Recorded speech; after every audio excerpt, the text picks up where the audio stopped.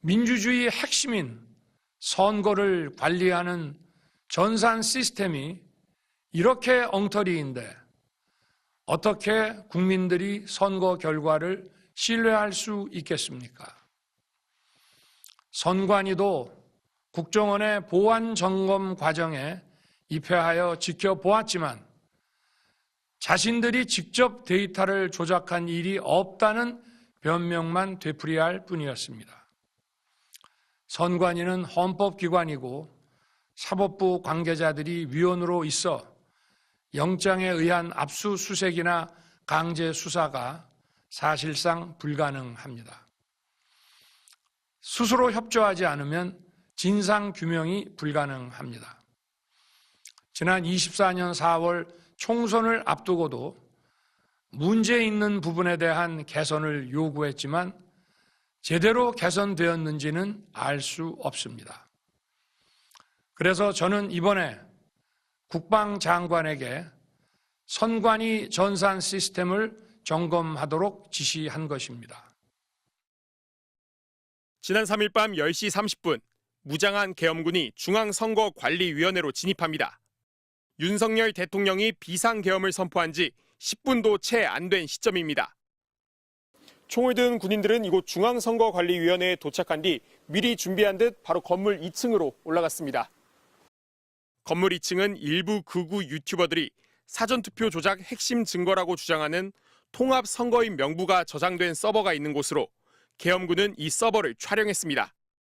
그런데 MBC 취재 결과 당시 계엄군은 선관위를 지키던 당직자들의 모든 통신수단을 차단했던 걸로 확인됐습니다. 선관위 고위 간부는 계엄군이 휴대전화 전원은 끄게 한 뒤 빼앗아 간 데 이어 유선 전화도 외부로 걸 수 없도록 발신을 차단했다고 밝혔습니다. 컴퓨터 사용도 완전히 차단시켰다고 했습니다. 계엄군이 자료를 확보하는 데 그치지 않고 외부와 소통을 완전히 차단해 선관위를 점령하려 했던 것으로 보입니다. 무장한 군인들이 아무런 범죄 혐의도 없는 직원들의 통신까지 차단한 건 감금에 해당하는 행위입니다. 계엄 상황에서도 일반 민간인들을 감금할 수 있는 권한을 주진 절대 않습니다. 통신수단까지 배제했다는 건 이 감금의 불법성이 굉장히 중대하다는 걸 보여주는 모습이라고 생각합니다. 국회에 투입된 계엄군들은 시민들과 국회 보좌진들의 저항에 막혔지만 선관위에선 직원들을 감금한 사실이 확인되면서 이번 계엄의 불법성은 더욱 확실히 드러나고 있습니다. MBC 뉴스 김지성입니다. 허리에 권총을 찬 계엄군 2명이 무언가를 찾는 듯 두리번거리더니 한 곳을 가리킵니다. 흐릿하지만 노란 글씨로 통합 명부 시스템 서버라고 적혀 있습니다. 곧이어 휴대전화로 사진을 찍기 시작합니다. 전산실 다른 곳의 CCTV에도 서버만 노려 촬영하는 계엄군의 모습이 포착됐습니다. 윤석열 대통령의 비상계엄 발표가 끝난 지 2분 만에 미리 준비한 듯 과천중앙선거관리위원회를 덮친 계엄군은 곧장 건물 2층 서버실을 노렸습니다. 그리고 통합 명부 시스템 서버를 시작으로 외부와 연결된 통신 장비 서버와 선관위의 행정 시스템 보안 시스템 서버를 차례로 촬영했습니다. 야당은 이 가운데 특히 사전투표를 위해 전국 투표구별 선거인 명부를 통합해 합친 통합선거인 명부 서버를 가장 먼저 노렸다는 점에 주목하고 있습니다.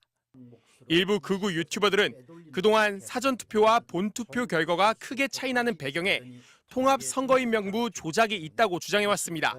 사전에 20%를 사전투표에서 빼서 더불어민주당에 밀어주는 방식을 도입하게 되면은 야당은 또 전산실 내부를 둘러본 계엄군이 계속 누군가와 통화를 하는 모습이 확인됐다며 누구에게 보고했는지 어떤 지침을 받았는지 수사해야 한다고 촉구했습니다. 통합선거인 명부는 민감한 개인정보가 있는 만큼 함부로 공개할 수 없고 선관위 서버는 전용 단말기를 통해서만 접근이 가능한 보안을 유지하고 있는 것으로 알려졌습니다. 선관위도 계엄군이 반출해간 자료는 없다고 설명했습니다. 부정선거 주장은 지난 4월 총선뿐 아니라 21대 국회의원 선거에서도 늘 제기돼 왔지만 경찰에서도 검찰에서도 수사 결과 단 한 번도 사실로 확인된 적이 없습니다. MBC 뉴스 김지성입니다. 한밤중 윤석열 대통령이 난데없이 비상계엄을 선포한 이유가 다름 아닌 부정선거 음모론 때문이었다는 구체적 정황이 속속 드러나며 파문이 커지고 있습니다. 겸손은 힘들다 뉴스공장 진행자인 김어준 씨는 오늘 방송에서 계엄날 군인들이 우리 사무실 직원들에게 방송 관련한 내용이 아닌 여론조사 꽃 직원이냐고 물었다며 군의 목표는 여론조사 관련 서버였다고 당시 상황을 전했습니다. 제가 저걸 듣고 여론조사 꽃 서버를 필요로 했다면 이거 뭔가 선거 조작으로 만들려고 하는 것 같다. 선관위 털었겠는데 선관위 털었더라고. 또 앞서 부정선거 음모론을 끊임없이 제기해왔던 전광훈 목사도 이번 계엄령은 윤 대통령이 자신들의 요구를 들어준 것이라며 부정선거를 밝히는 게 계엄의 핵심이었다고 주장했습니다. 우리가 계속 주장을 했거든, 부정선거를. 그리고 심지어 우리가 이거 부정선거 안 밝혀주면 윤석열 지지를 철회한다 그랬어, 내가. 그래요? 그래가지고 지난 토요일 날 우리가 집회 안 했단 말이야. 이래가지고 결국은 이게 나온 게 계엄령이요. 앞서 비상계엄 당시 계엄군이 중앙선거관리위원회 등에 진입하고 MBC나 KBS도 아닌 김어준의 겸손은 힘들다 뉴스공장 사무실로 군인들이 들이닥친 이유에 대한 각종 추측이 잇따랐는데 그와 관련한 추가 정황을 밝힌 겁니다. 앞서 김용현 전 국방부 장관도 이번 계엄의 이유를 부정선거 의혹을 조사하기 위해서였다고 밝힌 상황. 김 전 장관은 복수의 매체 많은 국민들이 부정선거 의혹을 제기해 향후 수사 여부를 판단하기 위해 선관위 시스템과 시설 확보가 필요하다고 판단했다고 주장했습니다. 그러면서 선관위 진입은 윤 대통령의 뜻이었고 관련 증거를 확보하는 과정에서 국회의 계엄 해제 요구 결의가 있어 철수한 것이라고 밝혔습니다.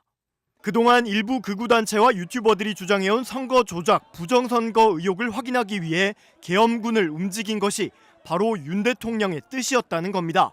개혁신당 이준석 의원은 저랑 아크로비스타에서 처음 만난 날 대표님 제가 검찰에 있을 때 인천지검 애들 보내서 선관위를 싹 털려고 했는데 못하고 나왔다는 게 첫 대화 주제였던 사람이 윤석열 대통령이라고 말했습니다.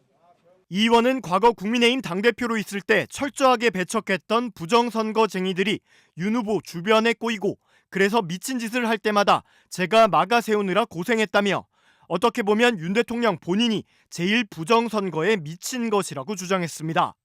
그러면서 대통령이 부정선거 음모론자들의 수괴가 되어 환호를 받아보려다가 친위 쿠데타를 일으키고 그걸로 탄핵당하게 됐는데 이건 부정선거 음모론자들이 보수 진영을 절단낸 것이라고 분노했습니다.